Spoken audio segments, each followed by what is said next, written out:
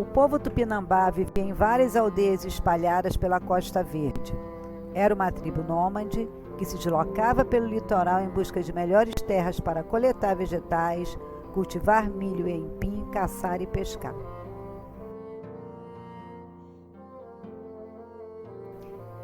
Esses habitantes de Mangaratiba possuíam uma cultura guerreira que valorizava a valentia e a coragem exercida em combate com tribos inimigas.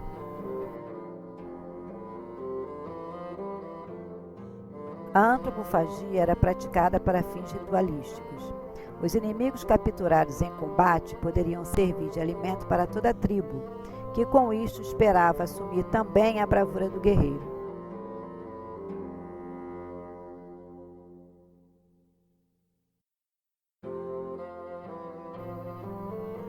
Os portugueses chegaram à costa do Brasil em 1500, enquanto buscavam incrementar o comércio com a Índia. Ao longo de 30 anos, não foi prioridade para a coroa portuguesa a ocupação das terras descobertas. Em 1530 foi definida a nova política. Através da cessão de áreas a altos dignatários portugueses, seria iniciada a colonização a partir da produção de açúcar e criação de gado. Para isto, deveria ser utilizada a mão de obra indígena como escravos. Na região de Mangaratiba, como em toda a área que ocupava no sudeste brasileiro, os tupinambás reagiram à política de escravidão e submissão.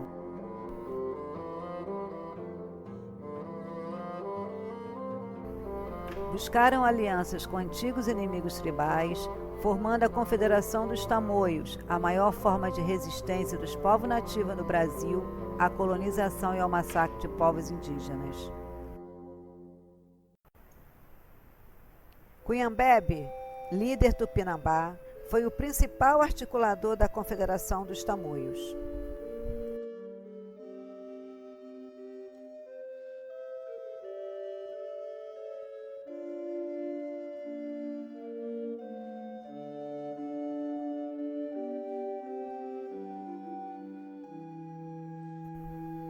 A luta dos tupinambás durou 45 anos.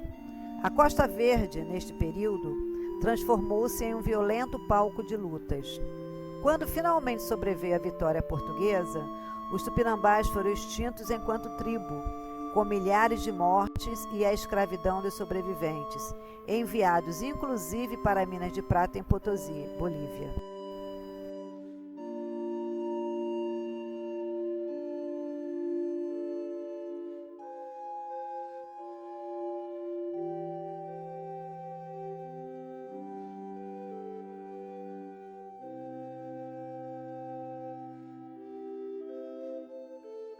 Após a derrota dos tupinambás, os portugueses puderam iniciar a ocupação de Mangaratiba. Para evitar a volta de povos nativos hostis, era necessária a ocupação das terras do local. Em 1615 foi iniciada a construção do aldeamento dos aliados tupiniquins, que viviam no sul da Bahia e no Espírito Santo. Os tupiniquins ocuparam Engaíba e, em 1688, mudaram a aldeia para o local onde hoje fica a sede do município.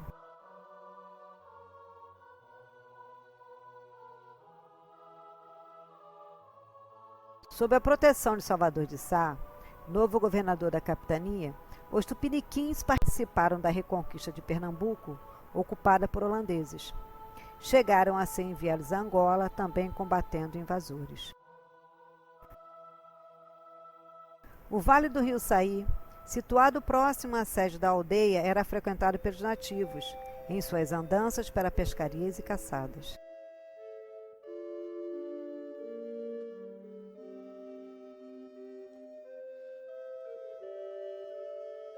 A produção de açúcar voltou a ter um papel prioritário na economia colonial. Mangaratiba, após muitos anos de isolamento, iniciou a sua integração ao país com uma rudimentar produção de cachaça. O engenho do Jorge Gago, nas cercanias do Saí, é um exemplo disto. Pessoas diferentes dos nativos tupiniquins começaram a chegar. Para os tupiniquins ocorreu um terrível choque cultural com bebedeiras entre os índios e a prostituição de mulheres nativas para atender aos novos habitantes.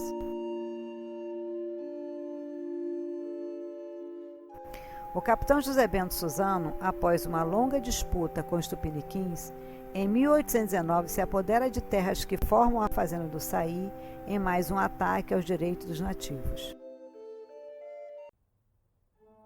Como reação à perda de terras e à nova situação de opressão, os tupiniquins se revoltam. Mas o comandante da Vila da Ilha Grande enviou uma tropa de soldados, derrotando a revolta e escravizando os líderes nativos. Era o fim do aldeamento.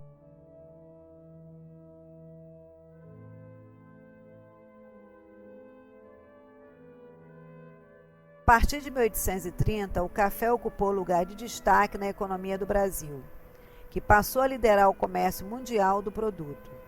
Vassouras, Valença e São João Marcos, no Vale do Paraíba Fluminense, é a principal região de plantio do produto.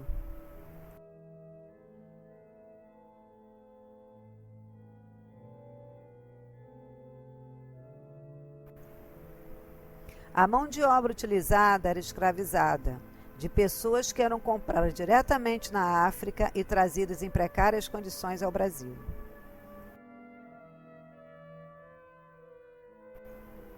Mangaratiba transformou-se em entreposto para o tráfico negreiro que abastecia de africanos escravizados as fazendas cafeeiras da região mais rica do Império. A estrada que liga Mangaratiba a São João Marcos era a via de acesso privilegiada ao Vale do Paraíba e uma das principais estradas do Império. Um personagem típico do período é o Comendador Breves, que possuía o triste título de maior proprietário de escravos do mundo, com estimados 6.000 africanos e afrodescendentes de sua propriedade. O Império Britânico, a grande potência colonial do século, busca acabar com a escravidão e o tráfico de escravos, como forma de abrir mercados consumidores aos seus produtos industriais. A pressão internacional e o movimento anti-escravagista no Brasil obrigaram o Império a promulgar a lei que proibia o tráfico negreiro. Para a economia de Mangaratiba, isso traz severas consequências, com perda de parte de sua importância para o cultivo do café.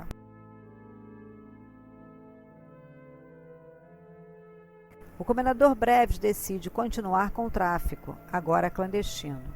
Os navios negreiros aportavam na fazenda da Marambaia e os africanos eram trazidos para um local de leilão situado na praia de Saí.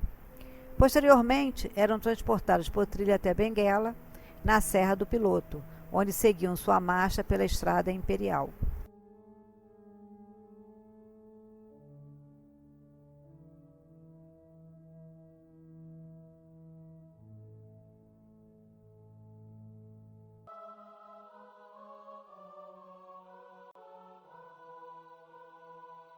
Enquanto Mangaratiba se transformava, a propriedade da fazenda do Saí passava às mãos de importantes famílias da aristocracia local, como os Monte Belo e os Bondim.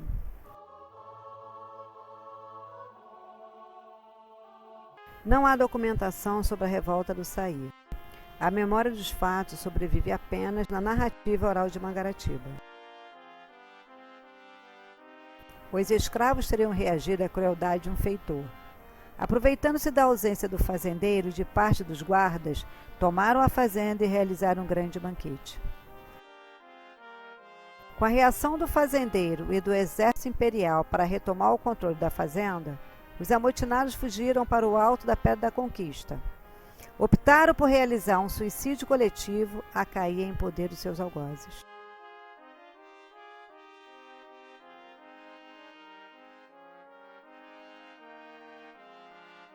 A partir de 1870, São Paulo passou a liderar a produção de café, com a utilização de mão de obra assalariada e maquinária inglesa, o que permitiu o aumento da produtividade e o barateamento dos custos de produção.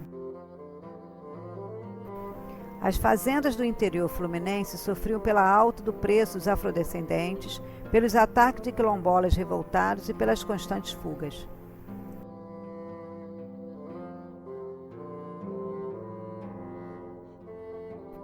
A inauguração em 1874 da Estrada de Ferro Dom Pedro II, que ligava as fazendas paulistas ao porto do Rio de Janeiro, agravou a situação de Mangaratiba.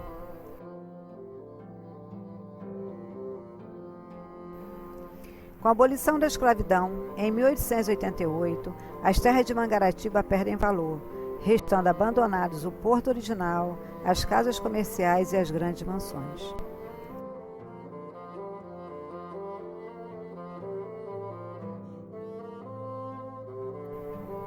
Os antigos escravos, que construíram com seu trabalho a riqueza do novo país, foram deixados à própria sorte sem qualquer suporte à transição para sua nova condição de liberto.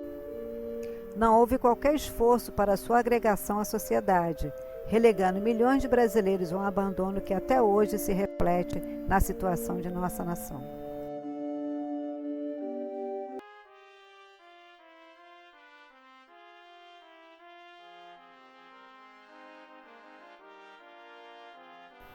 Com a decadência da economia local, a fazenda do Saí se subdivide, é vendida para um estrangeiro que acaba falido.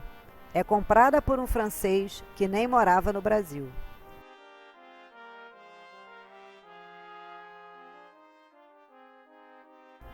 No início do século XX, se abre um novo ciclo e uma nova vocação foi descoberta: a monocultura da banana para exportação.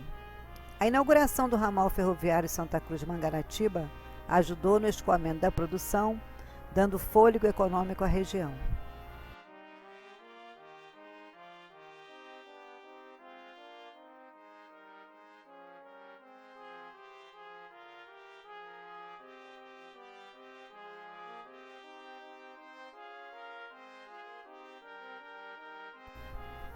Com o advento da Primeira Guerra Mundial, entre 1914 e 1918, aumentou a demanda por carvão vegetal, o que levou à devastação das serras por queimadas para a produção de carvão.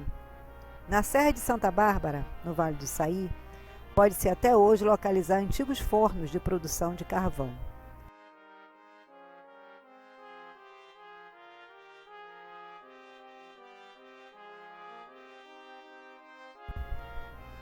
Para os habitantes que não possuíam latifúndios ou fazendas, o progresso não chegou. Antes escravos, hoje meeiros ou diaristas, sem direitos, padecendo em uma estrutura fundiária baseada na extrema concentração de terras. Najib Khaled irá reunificar a fazenda do Saí. Sua família ficará com a propriedade até a década de 1950, quando a vende para Geraldo Osório.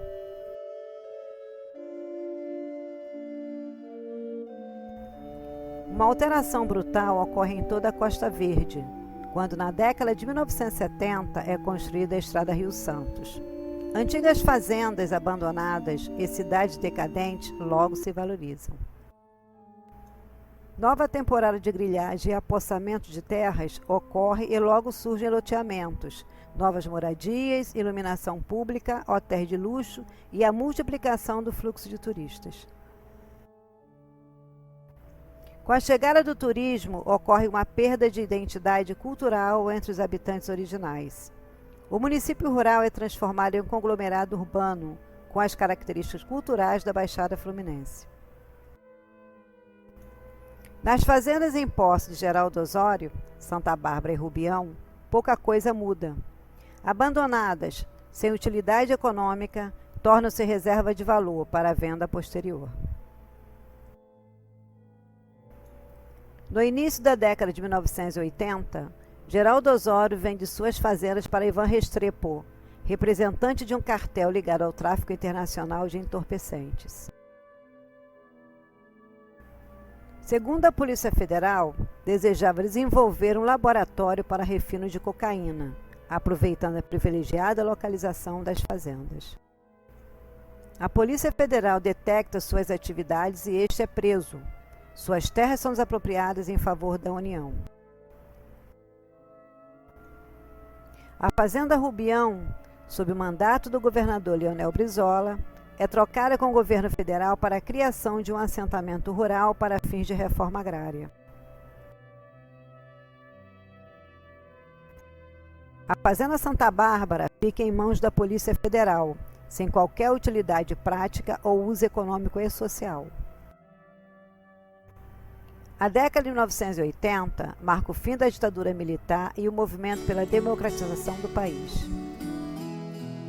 O povo brasileiro se mobiliza por eleições diretas para presidente, por liberdades democráticas, aumentos salariais e condições dignas de trabalho e também pela reforma agrária. Após alguns anos de abandono, nasce o movimento para a ocupação da Fazenda Santa Bárbara por parte de trabalhadores rurais e urbanos, com o incentivo do Sindicato Rural. Enfrentando a Polícia Federal, o mutirão ocupa a fazenda, demarca lotes e inicia a construção de casas. Foram separadas extensões de terra para a construção de escola, posto de saúde, parque infantil e templos. Apesar da resistência inicial da Polícia Federal, o assentamento estava criado e as terras foram democratizadas. Defender bandeiras, consciência armada e razão certeira, rumo à igualdade. Pela primeira vez após a matança do povo tupinambá, se faz uso social das terras do vale. Ele agora pertence às pessoas simples que vivem em suas casas próprias, ainda que sem o título de propriedade. Na década de 1990 é fundada a Amaçaí, Associação de Moradores e Amigos do Vale do Rio Saí. Inicia-se a luta por melhores condições de vida, com a retomada da área comunitária invadida por terceiros, a conquista da luz elétrica e a criação de rede de água potável. Mas o que eu quero é chorar de felicidade. A estrada de acesso sofre melhorias, uma escola é construída e passamos a ter coleta regular de lixo. A consciência renascendo em cada esquina, quando a fome só for rima num passado da canção. As ruas agora têm nome e as casas ganham numeração, tudo feito pela Amaçaí. Sem falar na quadra poliesportiva, um sonho que virou realidade.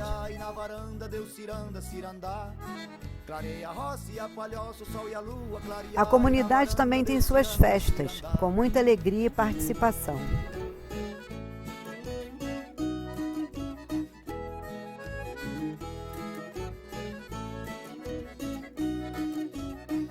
O Vale do Rio Saí, pelo qual passaram povos nativos e os exércitos que os terminaram, africanos e senhores que os exploravam, coronéis e fazendeiros que nada de bom fizeram com a terra, agora pertence às pessoas simples que dele necessitam para viver. É que a cantiga tem na vida seu papel. Se alguém rebaixa a poesia, quase nada joga lixo nessa estrada e rouba o doce desse mel. Se alguém rebaixa a poesia, quase nada joga lixo nessa estrada e rouba o doce desse mel. É o lavrador que lavra a terra e a alegria, plantando o dia para a noite festejar. Clareia a roça e a palhoça, o sol e a lua clarear, e na varanda Deus ciranda, cirandar. Clareia a roça e a palhoça, o sol e a lua clarear, e na varanda Deus ciranda, cirandar.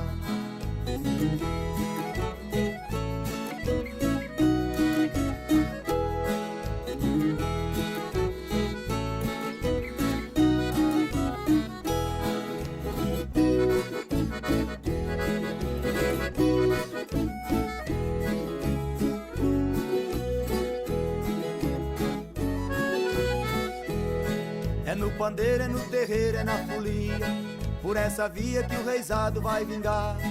Vamos embora, estrada fora, o compromisso se incorpora, é na magia da cultura popular. Vamos embora, estrada fora, o compromisso se incorpora, é na magia da cultura popular. É o lavrador que lavra a terra e a alegria, plantando o dia para com a noite festejar. Clareia a roça e a palhoça, o sol e a lua clarear, e na varanda Deus